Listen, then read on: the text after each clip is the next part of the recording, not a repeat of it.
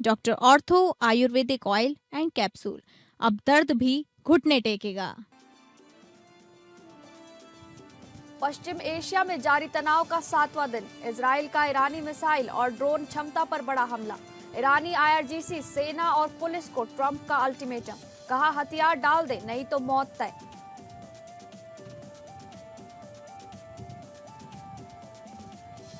चुनावी राज्यों में बड़े बदलाव। बिहार, बंगाल से लेकर तमिलनाडु तक नए राज्यपाल। 9 राज्यों में नए राज्यपाल और उपराज्यपाल नियुक्त।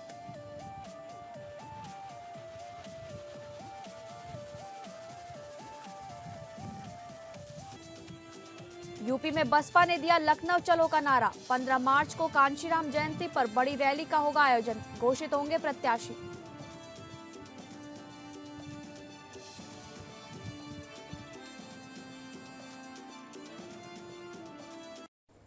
नमस्कार, आप सभी का स्वागत है टॉप अपडेट में। मैं हूं आपके साथ शालिनी राणा। शुरुआत करेंगे टॉप अपडेट की।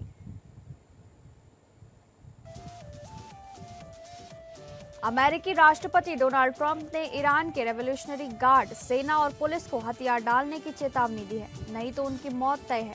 ट्रंप ने ईरानी राजनयिकों से शरण लेने और अमेरिका के साथ मिलकर ईरान को नई दिशा देने की अपील की है। उन्होंने कहा कि अमेरिका ईरान की मिसाइल और ड्रोन क्षमता को नष्ट कर रहा है और ईरान के 24 नौसैनिक जहाज नष्ट हो चुके हैं।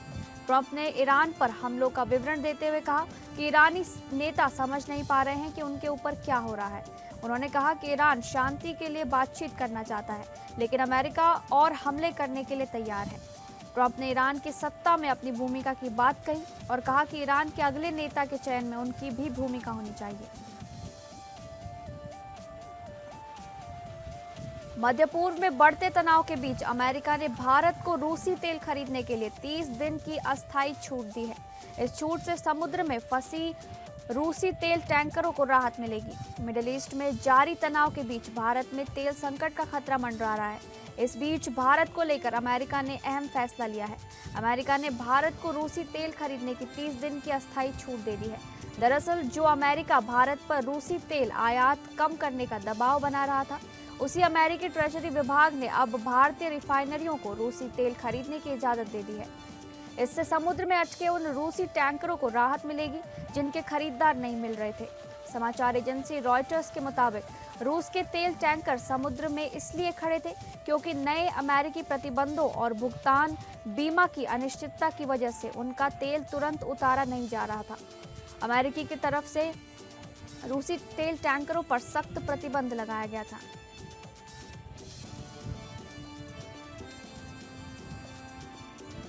राष्ट्रपति द्रौपदी मुर्मू ने 9 राज्यों और केंद्र शासित प्रदेशों में नए राज्यपाल और उपराज्यपाल नियुक्त किए हैं। इनमें आर.एन. रवि को पश्चिम बंगाल, राजेंद्र विश्वनाथ आर्लेकर को तमिलनाडु, जिष्णुदेव वर्मा को महाराष्ट्र, शिव प्रताप शुक्ल को तेलंगाना, नंद किशोर यादव को नागालैंड और जनरल सेवानिवृत्त सैयद अता हसनैन को बिहार का राज्यपाल बनाया गया है। तरणजीत सिंह संधू को दिल्ली का उपराज्यपाल और कविंदर गुप्ता को लद्दाख का उपराज्यपाल नियुक्त किया गया है। ये नियुक्तियां कई राज्यों में होने वाले विधानसभा चुनाव से पहले की गई हैं। इनमें अनुभवी राजनेता, पूर्व नौकरशाह और प्रशासनिक पृष्ठभूमि वाले व्यक्ति शामिल हैं।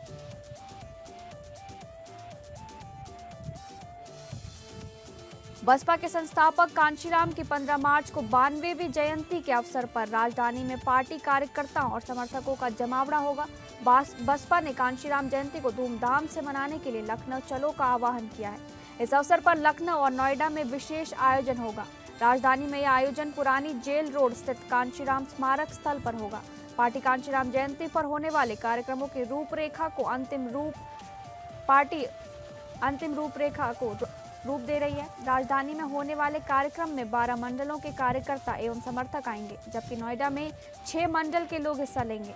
बसपा सुप्रीमो मायावती राजधानी में होने वाले कार्यक्रम को संबोधित भी कर सकती है। कांशीराम की जयंती पर बसपा सुप्रीमो कार्यकर्ताओं और समर्थकों को आगामी विधानसभा चुनाव को लेकर अहम संदेश देंगी।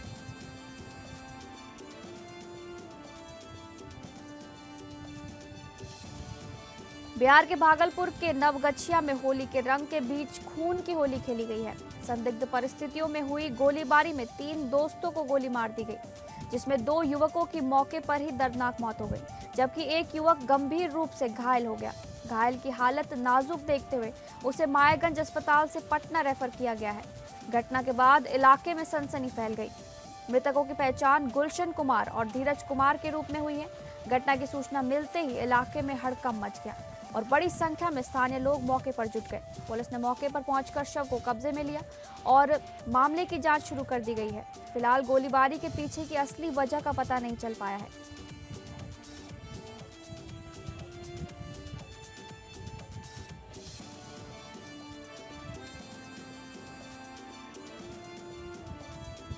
भागलपुर के ललमटिया थाना क्षेत्र के साहेबगंज दिलदारपुर में मारपीट और फायरिंग के मामले में पुलिस ने त्वरित कार्रवाई करते हुए एक आरोपी को गिरफ्तार किया है।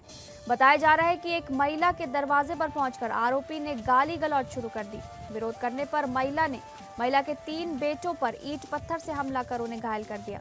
घटना के बाद मामले की जांच के दौरान सीसीटीवी फुटेज में आरोपी को देसी कट्टा लहराते और फायरिंग करते हुए देखा गया। इसके बाद पुलिस ने छापेमारी कर आरोपी को गिरफ्तार कर लिया।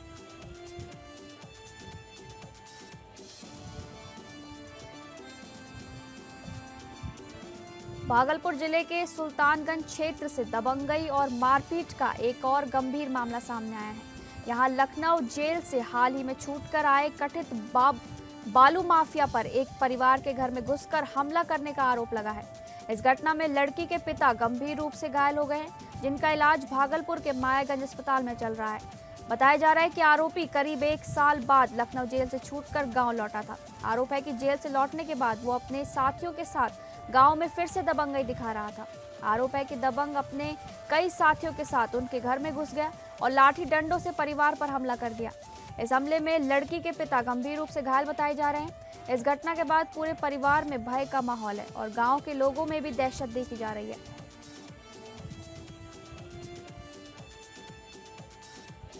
भागलपुर के सैंडिस कंपाउंड ग्राउंड में मोबाइल छीनने की घटना सामने आई है, जिसका वीडियो सोशल मीडिया पर तेजी से वायरल हो रहा है। बताया जा रहा है कि युवक ने एक लड़की से मोबाइल छीन लिया और वहां से भाग गया। हालांकि मौके पर मौजूद लोगों ने तुरंत पीछा कर युवक को पकड़ लिया।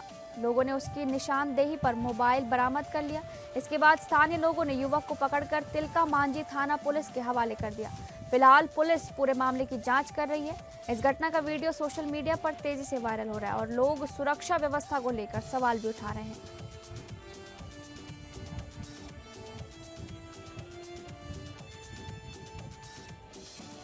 बिजनौर के नगीना में उस वक्त सनसनी फैल गई जब एक निजी अस्पताल में घुसकर अज्ञात हमलावर ने बाल रोग विशेषज्ञ डॉक्टर की गोली मारकर हत्या कर दी। घटना धामपुर रोड स्थित शिवालय हेल्थ केयर सेंटर की बताई जा रही है। बताया जा रहा है कि अज्ञात बाइक सवार बदमाश अस्पताल पहुंचा और सीधे डॉक्टर के कैबिन में घुस गया, जहां उसने बाल रोग विशेषज्ञ डॉक्टर राजकुमार पर ताबड़तोड़ फायरिंग कर दी।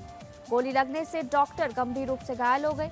घटना के बाद अस्पताल में अफरा तफरी मच गई। घायल डॉक्टर को तुरंत सीएचसी नगीना ले जाया गया, जहां डॉक्टरों ने उन्हें मृत घोषित कर दिया। सूचना मिलते ही पुलिस मौके पर पहुंची और पूरे मामले की जांच शुरू कर दी गई है।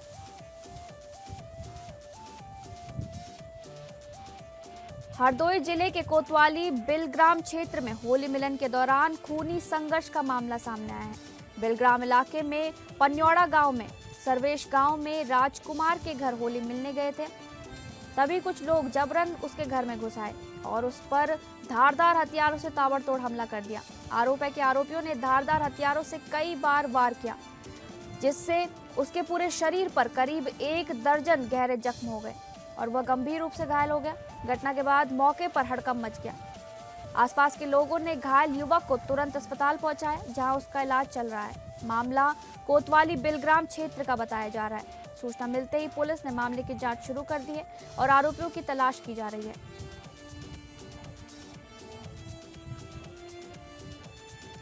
कानपुर शहर के जूही थाना क्षेत्र में शुक्रवार रात अचानक भीषण आग लगने से हड़कंप मच गया। धर्मकांटा चौराहे के पास स्थित पप्पू शर्मा के फर्नीचर गोदाम में देर रात अचानक आग भड़क उठी। देखते ही देखते आग ने पूरे गोदाम को अपनी चपेट में ले लिया, जिससे आसपास के इलाके में अफरा तफरी का माहौल बन गया। घटना की सूचना मिलते ही दमकल विभाग की करीब आधा दर्जन गाड़ियां मौके पर पहुंच गई और आग पर काबू पाया गया।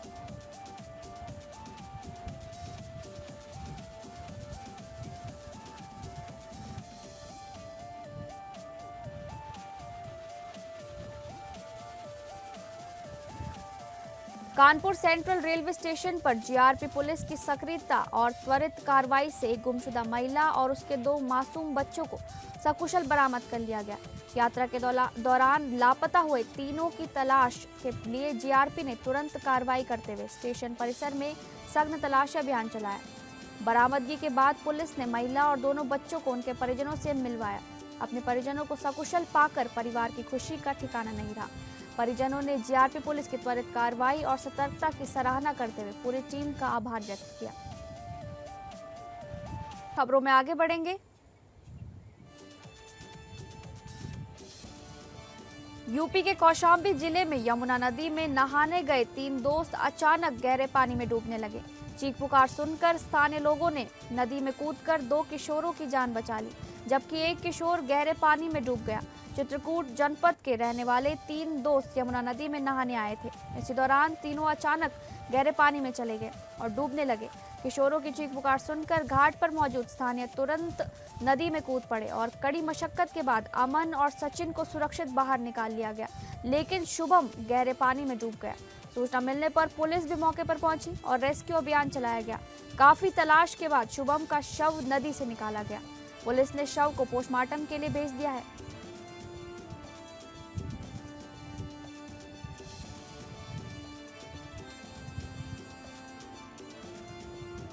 कुशीनगर जिले के हाटा कोतवाली क्षेत्र स्थित बागनाथ चौराहे पर स्वतंत्रता सेनानी पार्क को तोड़े जाने के विरोध में समाजवादी पार्टी के नेता और पूर्व मंत्री राधेश्याम सिंह धरने पर बैठ गए। उन्होंने अपने समर्थकों के साथ मिलकर इस मुद्दे पर अनिश्चितकालीन धरना शुरू कर दिया। बताया जा रहा है कि ओवरब्रिज निर्माण के चलते एनएचआई द्वारा पार्क को तोड़वाया गया, जिससे स्थानीय लोगों और सपा कार्यकर्ताओं में नाराजगी फैल गई। इसी के विरोध में राधेश्याम सिंह ने धरना शुरू किया है। पूर्व मंत्री राधेश्याम ने चेतावनी दी है कि जब तक पार्क के पुनर्निर्माण या इस मामले में ठोस समाधान नहीं निकल जाता, उनका अनिश्चितकालीन धरना जारी रहेगा।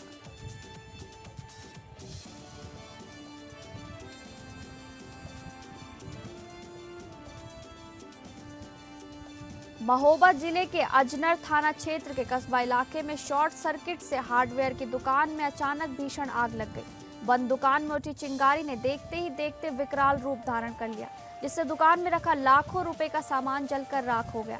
सूचना मिलते ही दमकल कर्मी मौके पर पहुंचे और थाना पुलिस व स्थानीय ग्रामीणों की मदद से कड़ी मशक्कत के बाद आग पर काबू पाया गया। हालांकि तब तक दुकानों में रखा अधिकांश सामान आग की भेंट चढ़ चुका था। फिलहाल आग लगने की वजह शॉर्ट सर्किट मानी जा रही है और नुकसान का आकलन किया जा रहा है।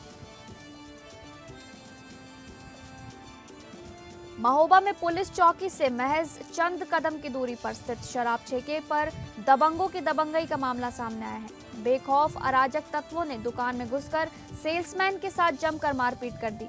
पूरी घटना दुकान में लगे सीसीटीवी कैमरे में कैद हो गई, जिसका वीडियो अब सोशल मीडिया पर तेजी से वायरल हो रहा है। वायरल वीडियो में कुछ दबंग शराब की दुकान में घुसते हुए दिखाई देते हैं और वहां मौजूद सेल्समैन को पीटना शुरू कर देते हैं। मारपीट के बाद आरोपी मौके से फरार बताया जा रहा है। पुलिस चौकी के पास हुई इस घटना ने इलाके में सुरक्षा व्यवस्था पर सवाल खड़े कर दिए हैं। छत्तीसगढ़ के उप मुख्यमंत्री अरुण साव असम दौरे पर मुख्यमंत्री हिमंता बिस्वा शर्मा की जन आशीर्वाद यात्रा में शामिल हुए। इस दौरान धेमाजी, जोनाई और सीसी बोरगांव विधानसभा क्षेत्रों में बड़ी संख्या में लोगों की भीड़ उमड़ी। असम के लखीमपुर लोकसभा क्षेत्र में गोगामुख से शुरू हुई इस जन आशीर्वाद यात्रा में जनता का भारी उत्साह देखने को मिला। उप मुख्यमंत्री अरुण साव ने कहा कि जनता का अपार समर्थन बता रहा है कि इस बार असम में बीजेपी को बड़ी जीत का आशीर्वाद मिलेगा।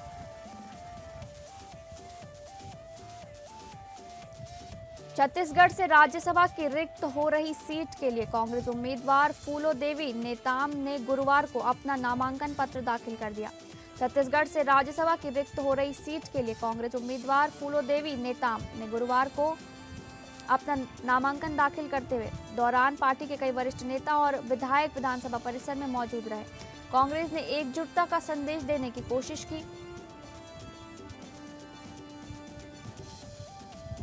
सीतापुर के मिश्रिक कोतवाली क्षेत्र में पुलिस की कार्रवाई का एक वीडियो सोशल मीडिया पर तेजी से वायरल हो रहा है। वायरल वीडियो में कोतवाल सड़क से गुजर रहे बाइक सवारों पर लाठी चलाते नजर आ रहे हैं। स्थानीय लोगों का कहना है कि अगर इस तरह अचानक बाइक सवारों पर लाठी चलाई जाएगी तो हादसे की आशंका बढ़ सकती है।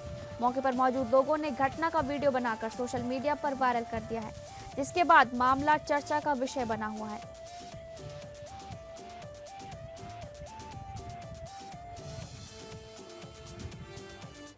फिलहाल टॉप अपडेट में बस इतना ही। नमस्कार।